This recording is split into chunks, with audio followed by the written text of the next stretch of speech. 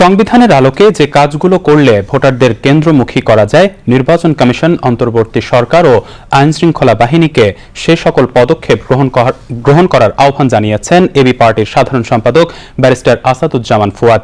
আজ রাজধানীতে এবি পার্টির কেন্দ্রীয় কার্যালয়ে নির্বাচনী পরিবেশ ও আইনশৃঙ্খলা পরিস্থিতি নিয়ে আয়োজিত জরুরি সংবাদ সম্মেলনে তিনি এই আহ্বান জানান।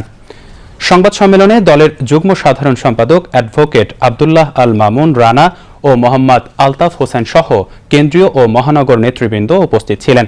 আসন্ন ত্রয়োদশ জাতীয় সংসদ নির্বাচনকে সামনে রেখে লেভেল প্লেইং ফিল্ড নেই অভিযোগ করে ব্যারিস্টার আসাদুজ্জামান ফুয়াদ সন্ত্রাস, হুমকি ও মামলা বাণিজ্য বন্ধে নির্বাচন কমিশন সহ সংশ্লিষ্টদের অবিলম্বে কার্যকর পদক্ষেপ নেওয়ার আহ্বান জানান তিনি। ব্যারিস্টার ফুয়াদ বলেন ২৪-এর আকাঙ্ক্ষা ছিল রাজনীতিতে নতুন বন্দোবস্ত, কিন্তু যারা পুরনো রাজনীতি ধারণ করে তারা পুরনো ব্যবস্থাকেই আঁকড়ে ধরে নতুনদের রাজনৈতিকভাবে বেড়ে ওঠা ঠেকানোর চেষ্টা করছে।